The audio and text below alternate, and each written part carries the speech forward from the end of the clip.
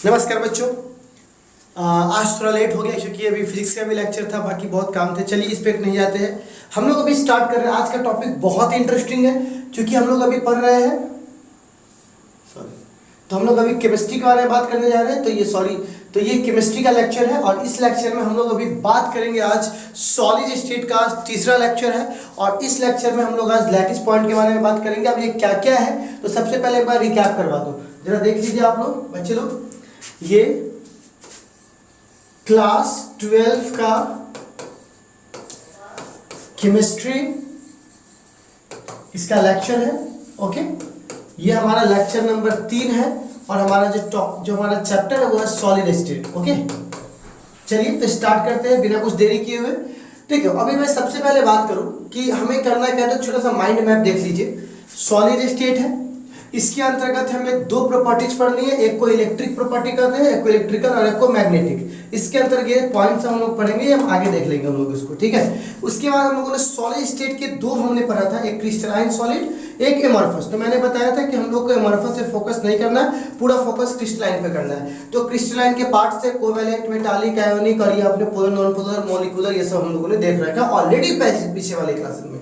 अभी हम लोगों को क्या करना है, क्रिस्टल लैटिस और यूनिट सेल, हम लोग इस सब चीजों के बारे में पढ़ना है। फिर डिफेक्ट के बारे में पढ़ेंगे, फिर पैकेजिंग के बारे में पढ़ेंगे। बस इतना ही चीज हम लोगों को पढ़ना है और हमारा ये चैप्टर क्या हो जाएगा, खत्म हो जाएगा। डेट मीन्स हम लोगों ने क्या देखा, प्रॉपर्टीज पढ़ना है। दो प्रॉपर्टीज है, इसके अंदर बहुत से बात आएगी।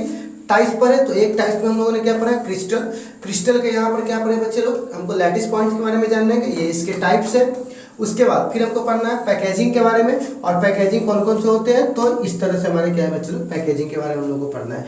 तो खैर ये एक माइंड मैप था ओवरऑल। आज का जो हमारा टॉपिक है वो ये है ना, कि हाँ क्रिस्टल लैटिस क्या है। ओके, तो आज का बड़ा ही इंपॉर्टेंट हमारा टॉपिक है क्रिस्टल लैटिस। ठीक है, तो चलिए हम लोग स्टार्ट करते हैं। टॉपिक क्या है, क्रिस्टल लैटिस। तो जरा देखिएगा, आपको जैसे कि मैंने बताया लास्ट लेक्चर में कि बच्चे लोग सॉलिड जो होते हैं वो दो प्रकार के होते हैं। ठीक है, एक को बोलते हैं क्रिस्टल सॉलिड, एक को बोलते हैं अमॉर्फस सॉलिड।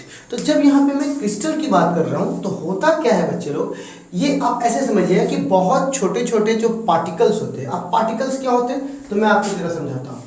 आपका कुछ एम होगा, यहाँ पे मैं कहाँ पे समझा दूँ, यहाँ पे समझा देता हूँ, यहीं पे समझा देता हूँ। देखो, आपका कुछ एम होगा। ओके, तो यहां एम का मतलब क्या होगा, एम का मतलब हुआ एटम, आई का मतलब होगा बच्चे लोग एटम, आई का मतलब होगा आयंस और एम का मतलब होगा मॉलिक्यूल्स। ठीक है, मॉलिक्यूल्स। तो यहां पे देखिए एम क्या हुआ, एटम, आयंस, मॉलिक्यूल्स। जैसे मैं बात करता हूं Na, Cl, तो ये सब एटम हुआ, Na एक एटम हुआ, Cl भी एक एटम हुआ। अगर ये दोनों आपस में मिल जाए तो ये बन जाते हैं NaCl, मतलब ये मॉलिक्यूल बन गया। और जब मॉलिक्यूल बन के टूटते हैं तो उसको बोलते हैं आयंस, यानी Na प्लस और Cl क्या हो जाएगा, माइनस। ओके, तो यहाँ पर बच्चे लोग क्या है, एम, हमको इस बात को याद रखना है कि इस प्रॉपर्टी में एटम भी हो सकते हैं, आयंस भी हो सकते हैं, मॉलिक्यूल्स भी हो सकते हैं। ये तीनों चीजें व्यवहार करके लैटिस पॉइंट को आगे हम लोग उसको डिस्कस करेंगे। इस तीनों को पार्टिकल, कॉन्स्टिट्यूएंट पार्टिकल हम लोग कहते हैं। तो हम लोग इसको सीधे बोल सकते हैं पार्टिकल्स। ओके, तो आप समझ जाना मैं कॉन्स्टिट्यूएंट पार्टिकल्स की बात कर रहा हूँ। उसके जगह पर एटम भी हो सकता है, आयंस भी हो सकता है और मॉलिक्यूल्स भी हो सकता है। मैंने बता दिया NaCl अलग अलग है तो एटम है, एक साथ जुड़ेगा तो मॉलिक्यूल्स बन जाएगा, अलग अलग टूटेगा तो आयंस बन जाएगा। क्लियर है? तो यहां पे हमारे पास क्या कहता है, क्रिस्टल हैव ए स्ट्रक्चर, है ना, made up a regular arrangement. तो मैंने आपको पहले ही बताया है कि भाई साहब क्रिस्टल क्या है, तो मैंने बताया था क्रिस्टलाइन सॉलिड के बारे में, जिसका अरेंजमेंट रेगुलर होता है उसको क्रिस्टल कहते हैं। एमॉर्फस किसे कहते हैं, जिसका अरेंजमेंट रेगुलर नहीं होता। तो मैं तो यहाँ एमॉर्फस की बात ही नहीं कर रहा हूँ, मैं बात किसकी कर रहा हूँ, क्रिस्टल का। तो जब क्रिस्टल का जो अरेंजमेंट है वो क्या है बच्चे लोग, जो क्रिस्टल का जो अरेंजमेंट है वो रेगुलर होता है। तो जब एक रेगुलर अरेंजमेंट बनता है उसके बाद कहता है ऑफ देयर एटम्स। अभी मैं एटम्स की बात कर रहा हूं, एटम्स के अलावा आयंस भी हो सकते हैं, मॉलिक्यूल्स भी हो सकते हैं, इसीलिए यहाँ पे पार्टिकल्स कह दिया गया, ताकि जो अगर होंगे उसके अकॉर्डिंग हम लोग वहां पर उसको रख लेंगे। ठीक है, तो आप कहते हैं where such an arrangement of atom is represent in 3 dimensional structure. आप ध्यान से सुनिएगा, जैसे हम ये कह रहे हैं कि एक एटम के बाद दूसरा एटम होगा, दूसरे के बाद तीसरा होगा, तीसरे के बाद चौथा होगा, चौथे के बाद पांचवा होगा। तो यहाँ पर क्या हो रहा है, एक अरेंजमेंट हो रही है। किसकी अरेंजमेंट हो रही है बच्चे लोग? अरेंजमेंट हो रही है किसके? एटम्स का, मॉलिक्यूल्स का, आयंस का, क्रिस्टल में। तो जब एक दूसरे के साथ वो अरेंजमेंट कर रहा है, तो रेगुलर अरेंजमेंट कर रहा है, तो अरेंजमेंट करते करते करते करते वह एक स्ट्रक्चर बना लेता है। स्ट्रक्चर, अब स्ट्रक्चर बनाने के बाद एक चीज ये भी ध्यान में रखता है कि वो स्ट्रक्चर 3 डायमेंशनल होता है। अब 3 डायमेंशनल चीज क्या है? तो वो x में भी होता है, y में भी होता है, z में भी होता है। जैसे ये रूम है, तो ये रूम क्या है? 3 डायमेंशनल है। x में भी है, मतलब इधर भी बढ़ सकते हो, ऊपर भी जा सकते हो, सामने भी जा सकते हो। तो कितने एक्सिस को फॉलो कर रहे हैं? 3 एक्सिस को, x, y, z। तो अगर मैं बात करता हूं, मान लो ये है, तो इसके पास थोड़ी इसकी मोटाई भी है, थोड़ी इसकी ऊंचाई भी है, थोड़ी इसकी लंबाई भी है, थोड़ी लंबाई थोड़ी ज़्यादा है। तो कहने का मतलब ये भी 3 डायमेंशनल हुआ। तो 3 डायमेंशनल का मतलब होता है x भी होना, y भी होना, z भी होना, मतलब उसमें स्पेस होना। तो यहाँ पर क्या बोलेंगे बच्चे लोग, ये जो एटम है वो रिप्रेजेंट करता है कितने डायमेंशनल स्ट्रक्चर को बच्चों? 3 डायमेंशनल स्ट्रक्चर को। This is a crystal lattice. उसी चीज को हम क्या बोलेंगे? Crystal lattice. अब आप कहिएगा सर क्रिस्टल लैटिस क्या है? वापस एक बार समझा दीजिए, मैं समझाता हूँ क्या होता है। क्रिस्टल मतलब क्या होता है? एटम, आयंस या मॉलिक्यूल्स का अरेंजमेंट रेगुलर पैटर्न में। तो जब रेगुलर पैटर्न में उसका अरेंजमेंट होगा तो उससे 3D स्ट्रक्चर बनेगा, एक इधर, एक इधर, एक इधर। क्रिस्टल बोला मतलब अरेंजमेंट होगा, वो भी रेगुलर। क्रिस्टल बोला तो पहली बात क्या है? अरेंजमेंट, दूसरी बात रेगुलर, तीसरी बात वो 3 डायमेंशनल में होगा। अगर इसी 3 चीज को मिला दीजिएगा तो वो क्या कहलाएगा बच्चे लोग? Crystal lattice. क्या कहलाएगा बच्चे लोग? Crystal lattice. चलिए मैं थोड़ा सा इसको और रिप्रेजेंट करता हूँ पिक्चर के माध्यम से, तो आपको ये समझ में आ जाएगा। देखिए यहाँ पर ध्यान से, मान के चलिए ये एक एक्सिस है। ओके, मैं थोड़ा सा कलर चेंज करता हूँ ताकि आपको बुझा जाए। ये एक एक्सिस है, मान लो कि ये एक एक्स एक्सिस है। ओके, और ये कौन सा एक्सिस है? वाई एक्सिस है। और ये कौन सा एक्सिस है? जेड एक्सिस है। ओके, तो आप देख रहे हो ना, ये जो स्ट्रक्चर है वो कितने डायमेंशन में? 3 डायमेंशन में। एक्स में भी है, वाई में भी है और जेड में भी है। ओके, तो यहाँ पर हम लोग एक चीज की बात करेंगे कि सर क्रिस्टल लैटिस क्या है। ठीक है, अभी हम लोगों ने पढ़ा क्रिस्टल के बारे में, क्रिस्टल लैटिस। ओके, तो क्रिस्टल लैटिस के बारे में पढ़ा। क्रिस्टल लैटिस के बाद अगला टर्म आता है यूनिट सेल, और यूनिट सेल के बाद अगला टर्म आता है बच्चे लोग जिसको हम लोग बोलते हैं लैटिस पॉइंट। ठीक है, ये तीनों चीज, अगर 3 चीज है, एक को मैंने बोला क्रिस्टल लैटिस, दूसरा चीज को हम लोग बोलेंगे बच्चे लोग यूनिट सेल, सेकेंड चीज। फर्स्ट चीज को क्या बोलेंगे? क्रिस्टल लैटिस, दूसरे को क्या बोलेंगे? यूनिट सेल, और तीसरे को बोलेंगे हम लोग क्या बोलेंगे बच्चे लोग? Lattice point. अब ये क्या होता है उसको जरा सा समझते हैं। ठीक है, अब देखो बच्चे लोग, अगर मैं आपसे बोलूं कि क्रिस्टल लैटिस क्या है, तो ये जो पूरा का पूरा जो ब्लॉक्स है, इस पूरे ब्लॉक्स को हम क्या बोलते हैं बच्चे लोग? क्रिस्टल लैटिस, जो कि मैंने अभी इसके बारे में डेफिनेशन आपको बताया है। ठीक है, लेकिन आप ध्यान से देखिएगा, पर आप ध्यान से सुनिएगा, इस पूरे को हम लोग बोलते हैं क्रिस्टल लैटिस। ओके, और इस पूरे के ध्यान से सुनिएगा, ये एक बिल्डिंग है, ये वाला देखिए, तो ये एक बिल्डिंग है।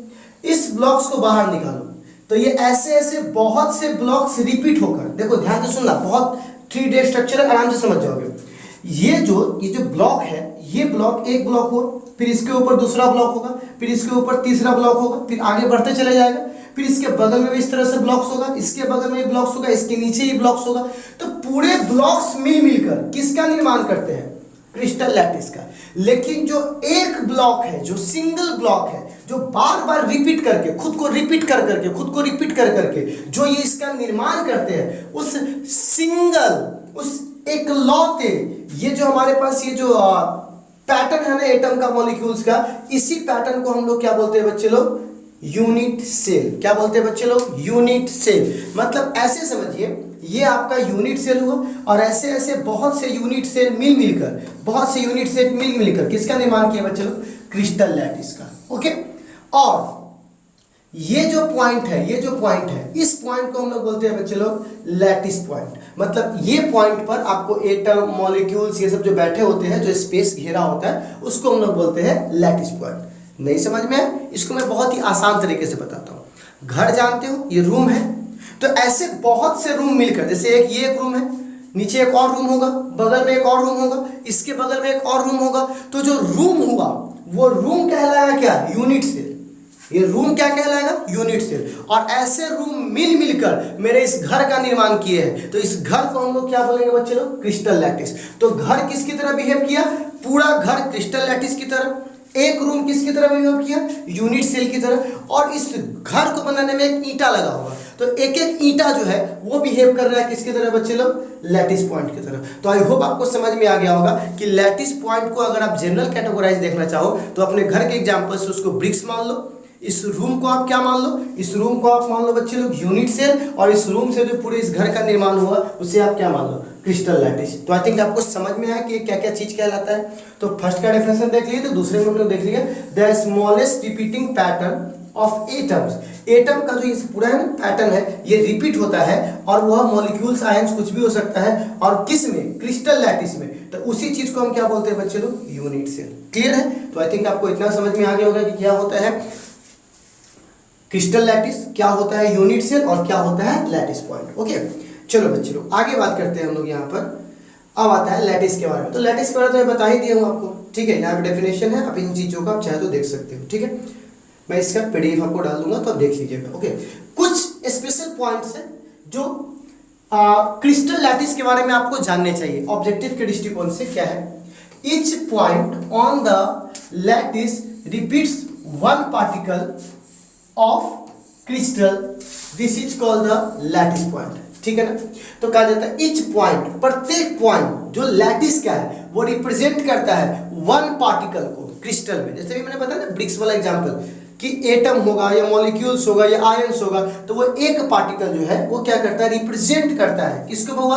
लैटिस पॉइंट जो है एक पार्टिकल को रिप्रेजेंट करता है, किस में? क्रिस्टल में। उसी को हम लोग क्या बोलते हैं? Lattice point. ये हम लोग अभी पढ़ चुके हैं। अब कहता है the particular particle may be an atom, अभी बताया कि वो एटम भी हो सकता है, मॉलिक्यूल्स भी हो सकता है, या आयंस भी हो सकते हैं।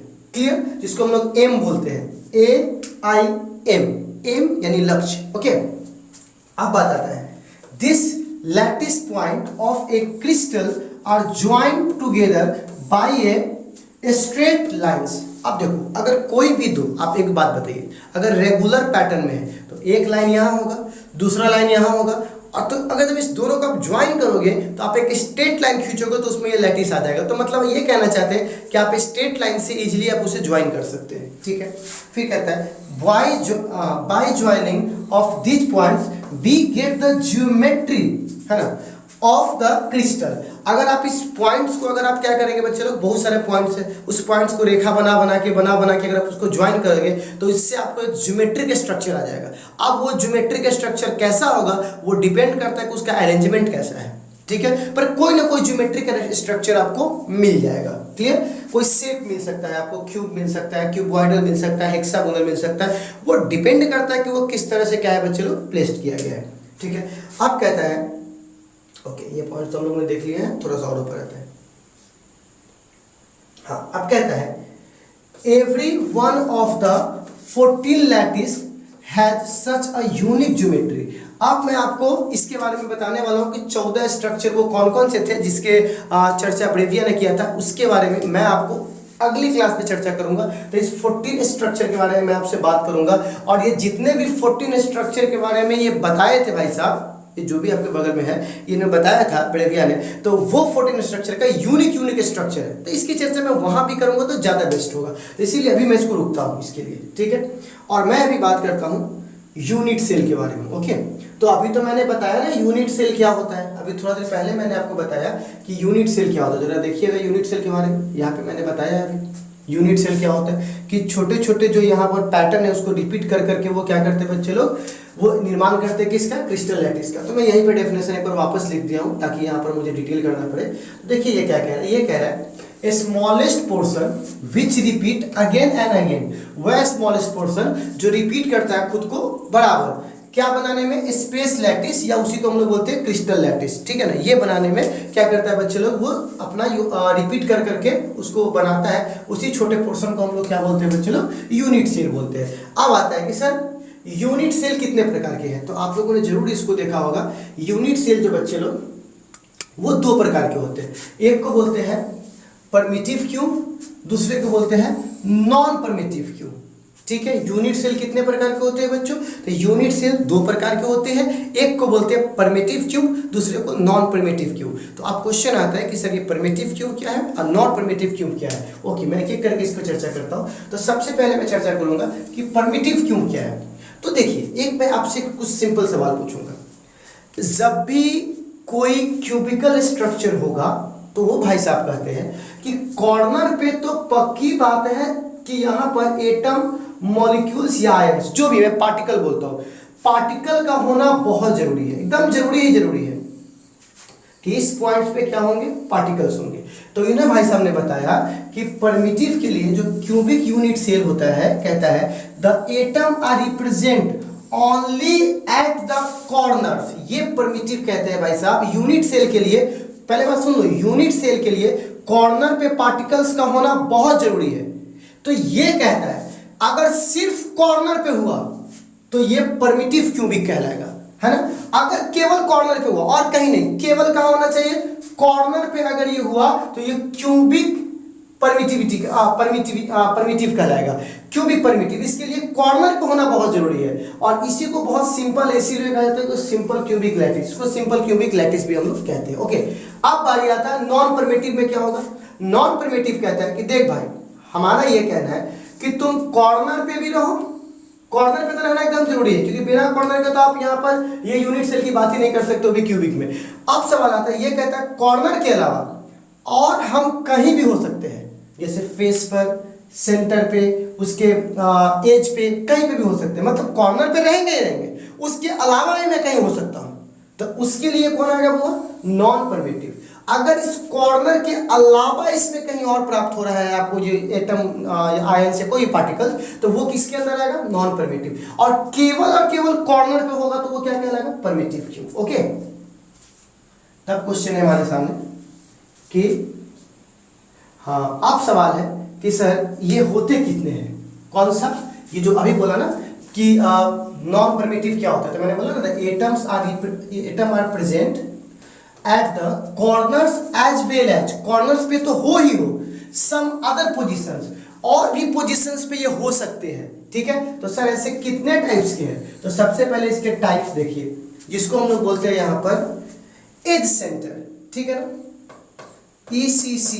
ओके, मैं थोड़ा सा कलर चेंज कर दूंगा, इसको बोलता हूँ ECC। मतलब यहाँ पे देखिएगा, एक तो यहाँ पे देखिएगा कॉर्नर पे तो होगा ही होगा, बिना कॉर्नर के तो काम चलने वाला नहीं है भाई साहब। ठीक है, साथ ही साथ रेड है तो रेड ही ले लेता हूँ, साथ ही साथ ये इस जगह पर भी होगा, इस जगह पर भी होगा, इस जगह पे भी होगा। ये सब एज है ना, देखो तो ये सब एज है कि नहीं है? एज है, ये सब एज है, ये भी एज है। ओके, यहाँ पर भी है, यहाँ पर भी है, यहाँ पर भी है, यहाँ पर भी है। ओके, तो कोई छूटा तो नहीं है? नहीं। तो क्या होंगे बच्चे लोग? क्योंकि तो क्या होगा, इसको बोलेंगे ECC। Okay, edge centred cubic. चलो, तो ये हो गया। दूसरा बॉडी सेंट्रेड। देखो, एक तो कॉर्नर पे रहेंगे और एक तो बॉडी के सेंटर पे भी रहेगा। ओके, सेंटर पे भी रहेगा, तो इसको बोलते हैं BCC। ओके, BCC के बाद अगला आता है FCC। मतलब कॉर्नर पे तो रहेंगे, साथ ही साथ फेस पर भी रहेंगे। फेस क्या होता है? तो एक क्यूब का, जैसे मैं इसको लेकर आता हूँ, सॉरी, जैसे मैं इसको लेकर आता हूँ, तो देखिए अगर ये क्यूब है तो ये इसका एक फेस हुआ, ये इसका दूसरा फेस हुआ, ये इसका तीसरा, ये चौथा, ये पांचवा, ये छठा, है ना। तो ये फेस कहलाता है। ओके, तो फेस पे भी होना चाहिए। तो यहाँ पे देखिए, एक यहाँ है, एक यहाँ है, एक यहाँ है, एक यहाँ है और एक यहाँ पर था। ठीक है ना, तो वो बैक वाला यहाँ पर है, फिर एक यहाँ पर है। तो ये सब अपना, हाँ, इस 3 डायमेंशनल पिक्चर, इसलिए सबको ऐसा लगता होगा। तो FCC। फिर आता है वो बेस सेंटर। इसमें क्या होता है, किसी भी दो अपोजिट कॉर्नर फेस पर, दो अपोजिट फेस, ये या ये और ये, या ये और ये, दो अपोजिट फेस होना चाहिए। किसी भी दो अपोजिट फेस पर अगर ये हो तो उसे बोलते हैं बेस सेंटर्ड। तो आपको शायद पता चल गया होगा कि नॉन परमिटिविटी कितने प्रकार के होते हैं बच्चे लोग? 1 2 3 और ये क्या है बच्चे लोग 4। ये हमारे पास क्या हुआ बच्चे लोग नॉन प्रिमिटिव। अगर कोई आपसे पूछेगा कि सर इसका डेफिनेशन क्या होगा तो एकदम बेसिक से खुद से ही बना लीजिए, किसी की जरूरत नहीं, सिंपल याद कर लीजिए कि सर कोई पूछेगा कि ये क्या होता है तो आप बोलिएगा वैसा क्यूबिक यूनिट सेल जिसमें जो पार्टिकल्स हो वो कहाँ पे प्रेजेंट हो, कॉर्नर के साथ साथ एज पे भी प्रेजेंट हो, उसे क्या बोलेंगे एज सेंट्रेड।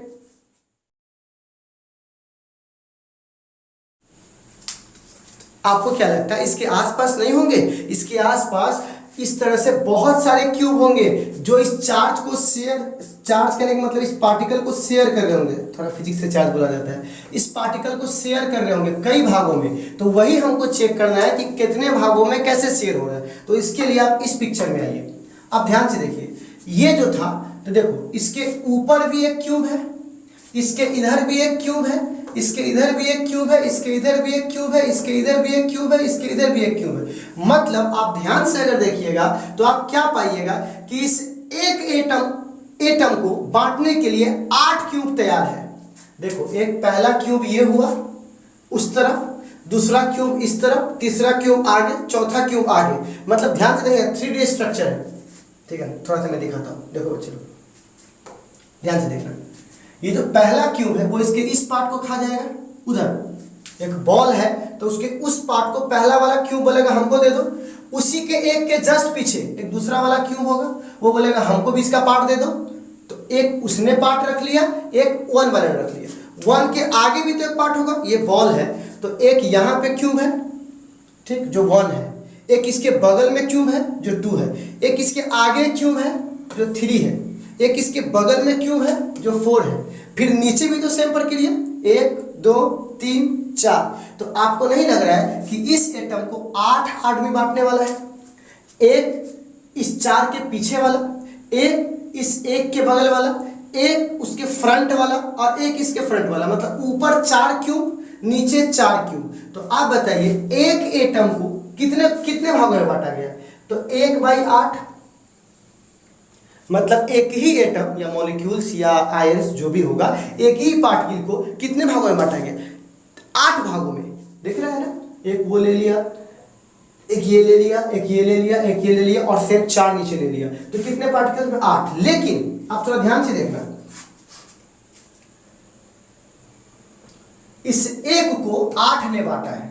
इस एक को किसने बांटा है? 8 ने। भी पिक्चर में मैं दिखा चुका हूं, ये तो दिखाई दे रहा है ना, इसके पीछे भी होगा, इसके बगल में भी होगा, इसके आगे भी होगा, इसके इधर भी होगा, सेम 4 नीचे भी होगा। तो एक को 8 ने बांटा है। तो ऐसे ऐसे कितने हैं? 8 है। तो एक को 8 ने बांटा और ऐसे ऐसे 8 है। तो बताओ तो कितना हो जाएगा? 1। तो बताइए इसका यूनिट, इसका नंबर ऑफ एटम कितना हो जाएगा? 1। मतलब ऐसे ऐसे 8 लगाइएगा तो सबको, तो इसको थोड़ा मिलेगा, इसको थोड़ा मिलेगा। जब इस पूरे थोड़ा को जोड़ेगा तो इसके पास केवल एक ही मिलेगा।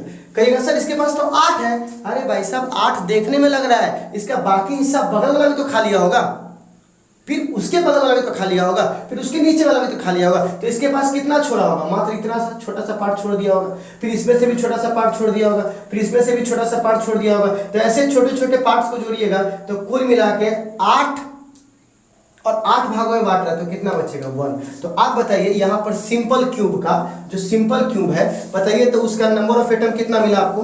1। एटम मैं कह रहा हूँ तो वो आयंस भी हो सकता है, पार्टिकल्स की बात कर रहा हूँ। अब मैं बात करता हूँ किसका बच्चे लोग? अब मैं बात करता हूँ, थोड़ा सा एक मिनट रुक जाइए। अब मैं बात कर रहा हूँ यहाँ पर देखिएगा, हाँ बीसीसी। किसकी बात कर रहा हूँ बच्चे लोग? बीसीसी। तो एक बात बताइएगा बीसीसी का नंबर ऑफ एटम्स कैसे निकालेंगे? थोड़ा ध्यान से देखिएगा। पहली बात तो आप ये समझिए, चाहे आप बीसीसी निकालिए चाहे आप कुछ भी निकालिए, ये तो सब में आपको पाया जाएगा। मैंने बोला है ना कि ये कहाँ पाया जाएगा? सब में पाया जाएगा। तो कॉर्नर पे तो सब जगह है। तो कॉर्नर पे जब सब जगह है तो पहले आप इसकी नंबर ऑफ एटम 1/8 और गुने 8 कट जाएगा तो 1। ये तो सब जानता है कि हाँ कॉर्नर वाला का मान 1 आया था, सर ये बताया है, तो 1 आया। लेकिन इसको देखिए, चूंकि ये क्यूब के बीच में है, अब सोच के देखिए चारों तरफ का क्यूब है, ठीक, और इस क्यूब के बीच में है, तो बीच में है तो आगे वाला आएगा। जरा सोच के देखो, मैं दूसरा बताता हूँ। अगर मैं इस पेन को इसके अंदर रख दूं, ठीक है, तो उधर से कोई आएगा तो इस फेस से टकराएगा। तो भाई साहब ये तो अंदर है ना, तो ये केवल एक ही, देखो ध्यान से देखो, इसके अंदर एक ही कमरा है, तो ये जिस कमरा के अंदर है ना ये ऊपर टच कर रहा है, ना ये इधर टच कर रहा है, ना ये उधर टच कर रहा है, ना ये इधर टच कर रहा है, मतलब ये एक ही क्यूब के अंदर, इसको दूसरा से मतलब नहीं है, लेकिन इसको 8 गो से मतलब है। कॉर्नर वाले को कितने से मतलब है? 8 गो से। 3D पिक्चर है, ध्यान से एकदम समझिए पूरी बात को, है ना, समझना, फील कीजिए कि हम ये क्या पढ़ा रहे हैं आपको, कि 8 गो है तो ये 8 भागों में बांटा हुआ है, जबकि ये सिंगल है, मतलब ये बीच में रखा हुआ है, तो मतलब ये कहीं भी किसी से टच होने वाला नहीं है, कोई क्यूब इसको शेयर करने वाला नहीं, इसका एक ही क्यूब है। तो यहाँ पे मैं बोल सकता हूँ कि एक ये है और एक इसका इकलौता है, तो 1 + 1 कितने एटम्स इसके अंदर पाए जाएंगे? 2। एक एटम ये सब मिलके पूरा आएगा और एक जो है इसके अंदर है, कहीं कोई शेयर ओवर कर नहीं रहा है। तो बताइए FCC का नंबर ऑफ एटम्स कितने आपको मिले? 2 मिले। एक किसका? कॉर्नर का, और एक किसका? इसके अंदर जो छुपा हुआ इसका। तो आई थिंक आपको समझ में आएगा 3D जो पिक्चर है वो क्या आया होगा। चलिए अब समझ में आते हैं बच्चे लोग BCC के बाद अब हम लोग निकालते हैं बच्चे लोग FCC का, ठीक है। चलिए FCC का हम लोग निकालते हैं। देखो FCC मैंने अभी बताया कि कॉर्नर के तो आपको होबे करेगा, कॉर्नर का तो एक मिनट थोड़ा सा इसको और कर देता हूँ। BCC के बाद FCC का, FCC देखिए तो मैंने बता ही दिया, कॉर्नर का तो 1/8 और गुने 8 ऊपरे बता दिया, यूनिट आपको बता ही दिया था सिंपल सेल में कि सिंपल क्यूबिक में कि 1/8 गुने 8, तो इसको काट देंगे तो कितना हो जाएगा 1। लेकिन अब ध्यान से जरा देखिएगा, इसके FCC का मतलब क्या? प्रत्येक फेस पर होगा। अब प्रत्येक फेस पर कहने का क्या मतलब, इसको लाना पड़ेगा आपको थोड़ा सा। अब देखिए इसके कितने फेस है बच्चे लोग? 4 फेस है, सॉरी 6 फेस है। 1 2 3 4 5 6, कितने फेस है? 6। तो एक बात बताओ, कॉर्नर पे तो होगा ही होगा, तो कॉर्नर से तो हम निपट चुके हैं, कॉर्नर का ये होता है। आप फेस का बताइए। आप सपोज करके देखिए बाबा, अगर मुझे थोड़ा सा इसमें होल करना पड़े,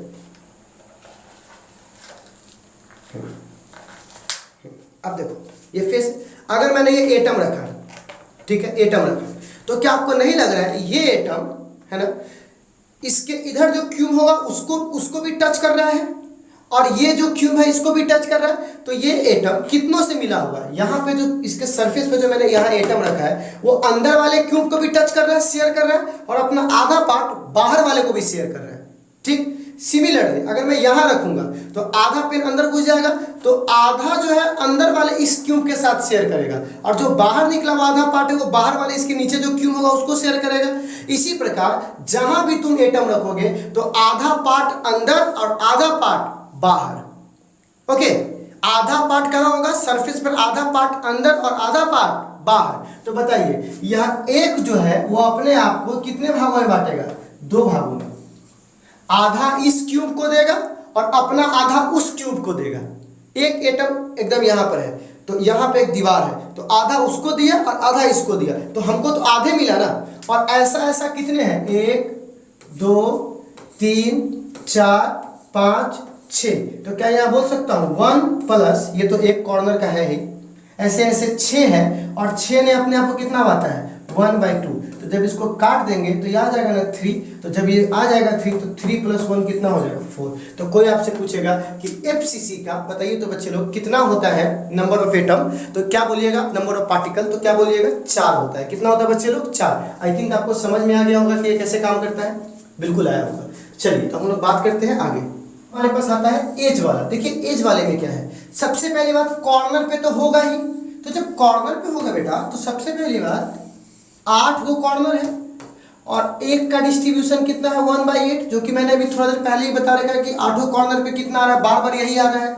प्लस आप देखिए इसके इस यहाँ पे जो होगा यहाँ पर, तो थोड़ा ध्यान से देखिएगा, ये यहाँ पर वो गेंद में लगा दूंगा, तो ये बाहर वाले से भी टच कर रहा है, अंदर वाले से भी टच कर रहा है, तो कितने हुए? 2। ऊपर वाले से भी टच कर रहा है, नीचे वाले से भी टच कर रहा है, तो ये एग्जैक्टली में अपने साथ 4 से टच करेगा। एक मैं यहाँ पे रख दूंगा, एक इधर, एक इधर, एक इधर, एक इधर, तो वो खुद तो कितने जगह शेयर कर रहा है? 4 जगह। 1 शेयरिंग, 2 शेयरिंग, 3 शेयरिंग, 4 शेयरिंग। तो यहाँ पर वह 1/4, मतलब एक ही एटम को खाने वाला 4 है, तो वो एक को कितना दे पाएगा? 1/4। और ऐसे ऐसे कुल कितने एज है? तो एक क्यूब में 12 एज होते हैं। अगर आप चाहो तो मैं यहाँ से बता सकता हूँ, एक 12 क्यूब कैसे होते हैं, तो यहाँ पर आप देखिएगा 1 2 3 4 5 6 7 8 9 10 11 और 1 12। तो ये जितने भी है ये सब एज कहलाते हैं। तो इस एज पर 12 है, तो यहाँ पे मैं 12 लिख सकता हूँ बच्चों 12। तो ये कितना हो जाएगा 3। तो जरा देखिएगा तो ये भी कट जाएगा, तो 1 + 3 कितना हो जाएगा बच्चे लोग 4। ओके, अब ध्यान से सुनिएगा। अब सवाल आता है इसके बाद फेस सेंट्रिक। तो जरा देखिएगा फेस सेंट्रिक में कुछ नहीं होता है। आपको याद है ये फेस सेंट्रिक एफसीसी हम लोगों ने पढ़ चुका था थोड़ा देर पहले। इसी से जस्ट कौन है इंड फेस सेंट्रिक। तो इंड फेस में क्या होता है, अपोजिट वाले फेस पर होता है। और इसमें क्या था, सभी फेस पे था जो कि हम लोगों ने देखा था।